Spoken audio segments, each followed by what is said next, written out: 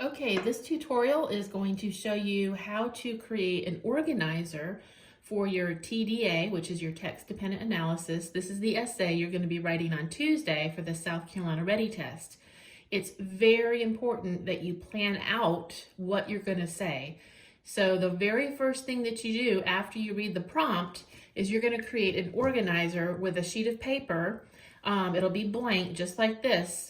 And you're going to have to do this on your own. So I'm going to show you how to do it. And over the weekend, I want you to memorize it and practice this so that when you come back to school on Monday, we can practice some more. And then by the time Tuesday comes around, you can do this on your own. So you should have a piece of paper and a pencil. If you don't have that, pause the video, get yourself organized, and then we'll move forward. All right, the first thing we're going to do is we're going to fold the paper. So you're going to take both sides. First, make sure it's this way. It's lengthwise way. Some people call this the hamburger. Some people call it the hot dog. We're going to do the hot dog. And I want you to take one side and the edge of it, fold it to the center of the page. And then the other side, I want you to bring it to the center of the page. And once they're even, they look pretty even, go ahead and crease them down so that it looks like this. It's almost like a door. It looks like a door. All right, make sure you have that done. Pause the video if you need to. All right, now that you have that, I want to show you what we just created. We created a three-part organizer with the middle being the biggest part. This represents the introduction, body, and conclusion of your essay. So once you have that folded, I want you to take your pencil and I want you to label the first part intro, or just abbreviate. The middle is the body. And then conclusion is the third part, okay? Those are our big headers, our labels. Now let's look at the introduction. What do we need to include in the introduction paragraph of the TDA? We always start with the hook. So write the word hook, okay? And then after the hook, we want to introduce the text that we're talking about. And we can do that with the acronym TDA. And the T stands for title. So what's the title? Maybe it's a poem that you'll have to read or an article. You want to include that in your introduction so whoever's reading your paper knows what you're talking about. The A stands for author. If you have an author's name, you want to include that in the introduction as well. You may or may not have an author's name. And then G stands for genre. Genre is the type of text: poem, article, short story, fable. I have no idea what you're going to get, so you can it can be anything, actually, any type of text. The last thing you're going to include on your intro paragraph is the thesis.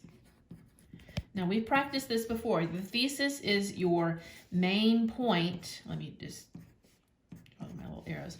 Is the main point that you're going to be making in your essay. And it's all based off the prompt. Whatever question you get, the main point you're going to be making is your thesis sentence, and that's always the last sentence in your introduction. It's the most important sentence in your essay because this is what you're going to be proving to be true in the body of your essay. Pause the video, make sure you have this labeled the way I have it, and when you're ready, we'll move on to the body. All right, the body, notice you've got much more space in the body organizer, part of the organizer, because you need to have a nice, well-developed body paragraph. And we do that by citing evidence and analyzing that evidence. So what I want you to do is I want you to write a number 1 and then the word evidence, and then write number 1, analysis. So you're going to go back to the text, whatever it is, the poem, the article, and you're going to find a piece of evidence that supports this big idea, this main point that you're going to be making, and you're going to include it in the body paragraph. The analysis is what you are going to talk about that evidence. Why did you pick it? Why does it support your thesis? What does it mean? What are your thoughts and opinions about that evidence? That's called analysis, and that should have a number 1 next to it. The analysis is the most important part of your essay. because this is your original thinking. It's like when you're in math class and you have to show your work. Your math teacher likes to see how you got to that answer. This is very similar to it. Anybody can cite evidence, but only you can write your own analysis. So the people who are scoring your papers are very focused on this. So you can't just have one piece of evidence, you need to have two. So I'm going to give myself some space so I can include the analysis, and I'm going to put number 2, evidence. Number 2, analysis.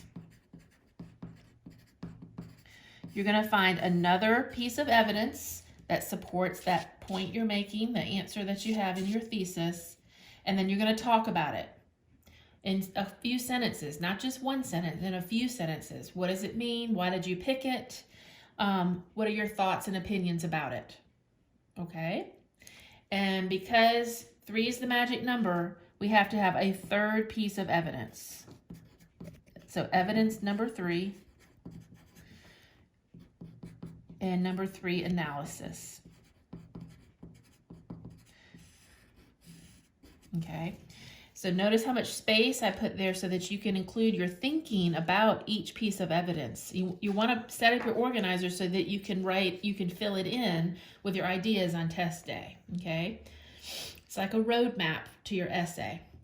So 3 pieces of evidence and then analysis for each of those, several sentences of analysis. This is a lot of information, that's why there's a lot of space. If you find that you need more space for your organizer, you should be getting more than one sheet of paper to use. So you can just extend it if you just take another sheet of paper on test day, if you see that you need more room. All right, make sure that you have their intro and body mapped out, and then pause the video if you need to, and we're going to move on to the last part, the conclusion. So the conclusion, the first thing you're going to do is you're going to write a short summary of what you included in the body of your paragraph.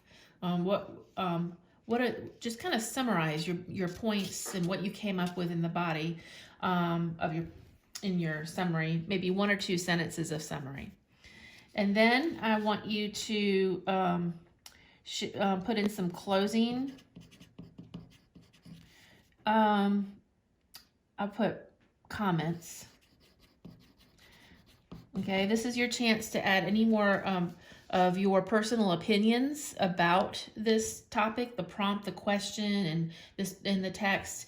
This is actually a little bit more analysis, and more analysis the better.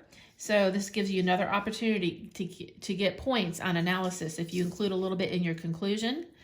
And then the last part of your conclusion is, I call it the clincher sentence.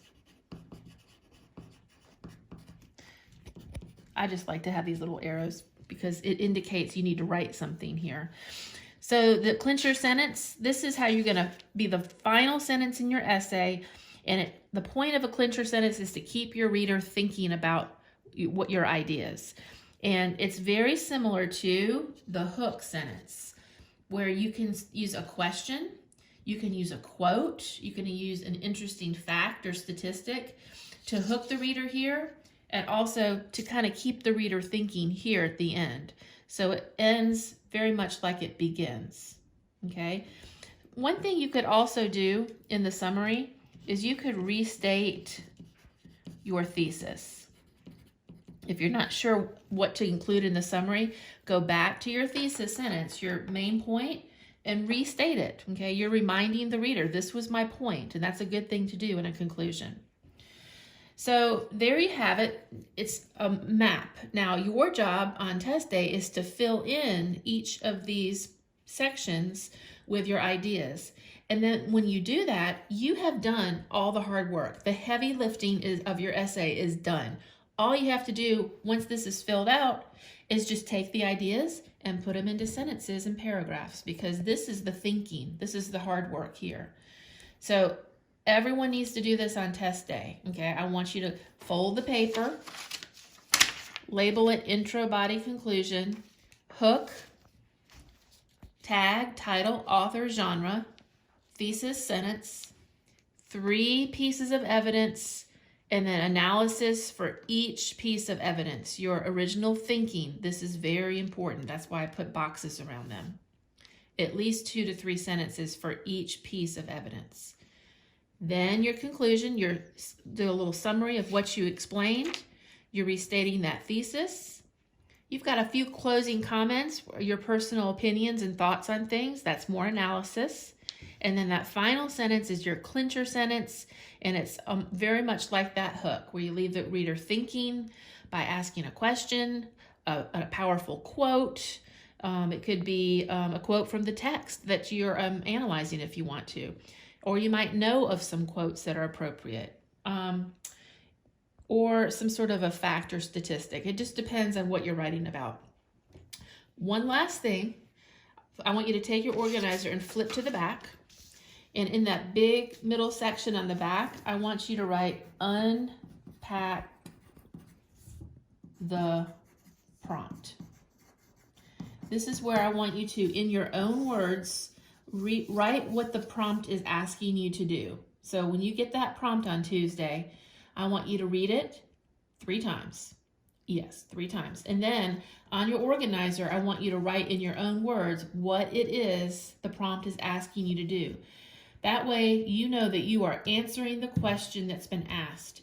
Here's a secret. If you go off topic and you're not answering the prompt as it's written, you could get a 0, no matter how beautiful your essay is, because one of the things is you have to write on topic. And if it's off topic, there's no score. I don't want that to happen to you. So this is a good way to make sure that you understand the question that's being asked. And one last thing, I'm not trying to scare you or anything, but I want to emphasize how important the analysis is. A couple years ago, we had students that wrote an introduction and then just cited evidence. They didn't analyze it. They didn't share their thinking. All they did was cite evidence, and they got very low scores, and they got the term labeled plagiarism. Because when you cite evidence, you're really, you're writing somebody else's words. The analysis is your words, and that's what they're looking for, okay? So make sure that you have analysis for all of your evidence.